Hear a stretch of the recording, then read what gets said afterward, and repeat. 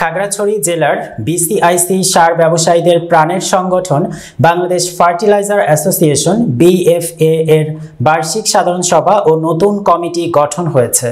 ২রা মে শুক্রবার সকালে মাটিরাঙ্গা জলপাহাড়ের সম্মেলন কেন্দ্রে অনুষ্ঠিতব্য আলোচনা সভায় জাহাঙ্গীর আলমের সঞ্চালনায় এবং নুরুল হুদা সভাপতিত্বে প্রধান অতিথি ছিলেন খাগড়াছড়ি জেলার প্রেস ক্লাবের সভাপতি তরুণ কুমার ভট্টাচার্য। এ সময় জেলার অন্যান্য বিএফএ এর সদস্যগণ উপস্থিত ছিলেন। সভায় বক্তারা বলেন, বিসিআইসি সার ডিলাররা দেশ ও জাতির কৃষি ও অর্থনৈতিক ক্ষেত্রে বিশাল ভূমিকা পালন করে আসছে।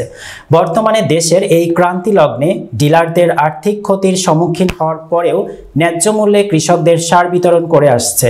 খাগড়াছড়ি জেলার বিএফএ এর সদস্যগণ সার বিতরণে প্রতিটি কৃষককেই তাদের সার প্রাপ্যতা বজায় রাখতে বদ্ধপরিকর।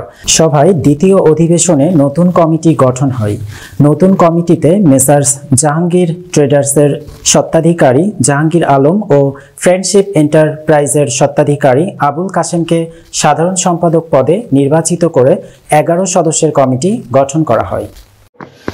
সরকারের নির্ধারণ করে দেওয়া ইউরিয়া পার কেজি ২১ টাকার স্থলে বাবুচারে ২৪ টাকা করে নেওয়া হচ্ছে। একটা অভিযোগ হয়ে গেলে মাত্র ডিডিও আটকাবে, ডিসিও আটকাবে, আমাদের কমিটি আটকাবে, পাশাপাশি উপজেলা এগ্রিকালচার অফিসার আটকাবে। কি হয় কিনা বলেন।